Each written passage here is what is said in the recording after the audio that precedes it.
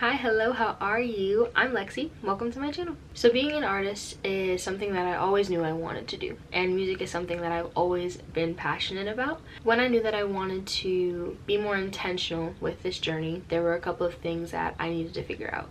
One of them being what kind of music I actually wanted to make. That might seem like something that is easy to figure out or that should be simple. It's like, oh, just, pick what you like and then make that based off of what you listen to. Here's the thing. I listen to a lot of different types of music, which is great, but when it came to trying to figure out what kind of music I wanted to make for myself, I was like, I don't really know. Growing up, I listened to a lot of gospel, so Kirk Franklin, Israel Houghton, Fred Hammond, some Michael Jackson, a little bit of Stevie Wonder. There was some random stuff that my parents liked from the 80s and the 90s, and then my Disney Channel playlist, so High School Musical, Cheetah Girls, right? And then as I got older, I started exploring more genres and finding more things that I like. So I started listening to soul, alternative, indie pop, folk. It just kept growing and growing and growing, which is great, especially if you are someone who is working to be an aspiring artist. Like, you can pull from all different types of things. And I feel like the way that I thought of it was like, a cook shouldn't only know how to cook one type of dish or one type of thing. You can specialize in something, but you gotta know how to cook with all the seasonings and all the different things. Or like, a doctor can specialize in one specific thing, but they have to know everything before they get to that, right? I was kind of thinking of music in this same way, where I was like, okay, do I love R&B? Yes. And is that probably what I'm going to do? Yes. However, I feel like to love music in its full capacity, I'm limiting myself by only listening to one genre or one style of music. And so I started ingesting all of these different types of music, right? And then when TikTok came about, I was like, bet I would find all these little artists on there. Or when I would go see some of my favorite artists in concert, I would love their openers, and then I would start consuming their music and following them and listening to people that they would post on their stories, right? And so it just kept growing and growing and growing. And I was having a conversation with one of my friends who's a songwriter, and I was like, girl, I don't know what to do. Like, I feel like I need to pick a genre that I want to make music in, so that I can, like, understand like the types of sounds that I want, or when I'm working with producers, like, I can have these conversations well and I can communicate my vision, but I don't know what I want to make. And she was like, okay, first of all, breathe. But she told me it's okay to not have a specific genre in mind. I actually think that it's better to not. And she was like, what I think you should do is think about people that you love, think about the artists that inspire you, think about the people that you listen to, and then pull from those inspirations. So then I took some time to think about artists that I really love. So my list of favorite artists changes a lot. Reason being that I consume so much music and I'm finding different people, but there are six-ish artists that stay pretty consistent on my list of favorites. And so for me, that's Stevie Wonder, Tori Kelly, Yebba, Lauryn Hill, Mac Ayres, and Lucky Day. And so I was like, okay, these are people that I like, let me dig a little deeper. So then I took some time to think, not just with these artists, but with music in general, what is it that attracts me to a song? What is it that makes me be like, oh, I like this, or add it to my liked songs, or have it be a favorite? Like, I had to do there's a lot of like introspection done in this. And so for me, one of the biggest and most consistent things is that I like music that is really personal. I want music that feels like you handed me your journal and were like, here, read it. Or songs that make me feel like I'm having a conversation with you, or I'm being brought into your life. Stuff that's really, really personal. I have to still unpack this a little bit, but I think the reason being is like, going back to me wanting to understand identity, I feel like this is like a thread with that, of like, I want to understand what makes you tick. I want to understand what's happening in your world from your point of view, and making music that's personal is a really great way to do that to me. Another thing, I really like songs that are unique. That can be in the lyrics, in the production, in the vocals, whatever. One song that I reference a lot in conversations with people, and I probably will a lot here, one of my favorite songs is called Adam's Ribs by Jensen McCrae. That's a breakup song. Like, it's not like we haven't heard breakup songs, but the way that she is approaching it is really unique to me, right? Like, I'm a body part that's missing its body. What? Oh my, I think that's genius. Genius, genius, genius. Or another one of my favorite artists is Abby Holiday, and I think that she does such cool stuff with production. She has this song Spiral off of her last album. It's the last song, and the last, I want to say like minute and a half maybe, is just this collection of sounds that has built throughout the song, and it almost sounds like, you know how in the movies there will be a character running and it's the song playing behind them? That's what I envision when I hear it. Which also leads into, I need something great, whether that is fantastic vocals, fantastic production, fantastic songwriting. I want uniqueness, and I want it to be great. I don't want it to be great because it sounds like what everybody else did. I want it to be great because there's quality, and I want it to be great because it's unique. And I also like lyrics that are cleverly written.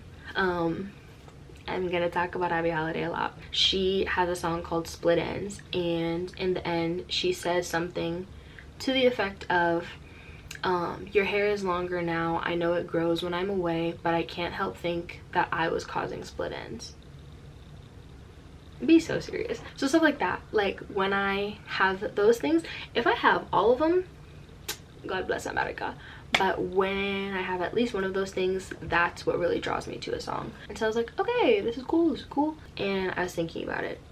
Pretty obviously Tori is vocals. Like, I feel like with Lauryn Hill, it's a combination of so many things, but my biggest thing for her is her storytelling ability in her music. I feel like Stevie does something similar, but I feel like his storytelling is, it's almost like he gives you cliff note versions of the story, but in a way that you still understand what happens and it's still entertaining. Yeba is a beautiful enigma. I need you to understand how badly I need to see her on tour. Badly. Like, I needed to see her on tour yesterday. I feel like she has the writing and she has the vocals. Like, those are things that really draw me to her. And I also like that on her Dawn album, I feel like she pulled from so many different styles of music and so many different genres, where like October Sky is a little more like folky, a little more, I don't want to say country influence, but like it definitely has like more folk acoustic driven sound, right? But then Louis Bag is a little more R&B, like, and then Boomerang, I don't even know what you would classify that as, but like she's pulling from all these different styles, and I was like, okay, I like that. Similar thing with Mac Ayres. He, for me, just like, oh, the vibe of his music is so good. It's like, I love that I can't put his music in one specific pocket, but it just makes you feel so good. I feel like he does a really good job of evoking emotion through sound, and that's something that always draws me to his music. And then the love of my life, Lucky Day, he's just so cool. I think he also is somebody who combines a lot of different genres, and he is a storyteller down, and he will give you vocals. Don't play. So doing this and digging deeper, I realized two big things. One, I have different artists for different things. I have some artists that I love for vocals. I have some artists that I really love for songwriting and style of writing and inspiration. And then I have some artists that I really love for production. Usually there's at least two of those things combining, maybe all of them, which is more rare for artists that I listen to. But I was like, oh, okay, there are some artists that I would call like my everything artists that hit all of the boxes of things that I like, and that hit the writing, the vocals, and the production. But most often it's like different people for different things, which is part of the reason that I have so many different playlists in my Spotify, which if you don't already follow me on Spotify, you should, because not only do I make fantastic playlists, but I also make a playlist every month of my favorite songs, but it's a good reason to follow me. But I have a playlist when I want to hear really good vocals. I have a playlist for when I want to hear a really good story, or I want a singer-songwriter vibe. I have a playlist. This is one I've been listening to a lot recently, but it's my down home playlist, and it's a lot of folk. So Shawn Mendes' last album is on there, Jensen McRae's album, Role Model's last album. It's a collection of a lot of different things, but that's part of the reason that I make so many playlists, is so I have all of the artists that I want for a specific thing. It's already there for me and it's already set up. And this was really when I started doing that. The other thing that I saw and learned was that a lot of the people that I look up to don't live in one genre, and they don't necessarily stay in one lane. It all fits together, but it doesn't necessarily fit into one box. And so I was like, okay, the people that I love don't fit in one genre. Maybe this is my thing as well. So once I did my study and did all of this research, I came back to my friend and I was like, okay, this is what I've learned, this is what I've seen, these are the people that I like, this is why I think I like them. I think the reason I had even brought this up was like when I am like pitching myself or talking to people about the type of music I make, or just in different situations to describe myself and what I do, I wanted to understand how to explain it and how to explain what I created. She was like, yeah, I think what might make more sense is, instead of saying I make X kind of music, say like my music lives in this space, my music lives in this world, or this is who I'm influenced by.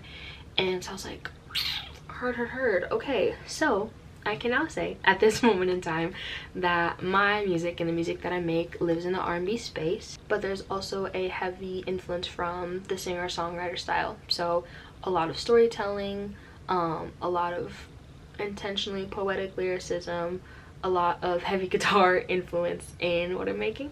And I would say that I'm inspired by artists like Tori Kelly, Lauryn Hill, Stevie Wonder, and Jensen McRae. That's like kind of the process that I took to get there. And it was fun. I feel like now I still will break down like people that I'm listening to, of like, oh, why do I like them, why do I like this song, what category would I put them in. I'm going to keep going and keep exploring, and because there's still a lot of music that I haven't heard, and again, I'm a fan of so many people. Again, if you're not following my Spotify, I think you should. I make cool playlists, you can hear what I'm listening to every month, and I also post on my socials my monthly playlist. I do a video. So hopefully you learned something and you were able to take something away from that, whether it is a way to help you figure out the type of music that you want to make, if you want to start thinking about why do I like the artist that I like, or even just to understand how I got to where I was. But that's all I have for you guys today. I will see you here next Friday in my little corner of the internet. Bye guys.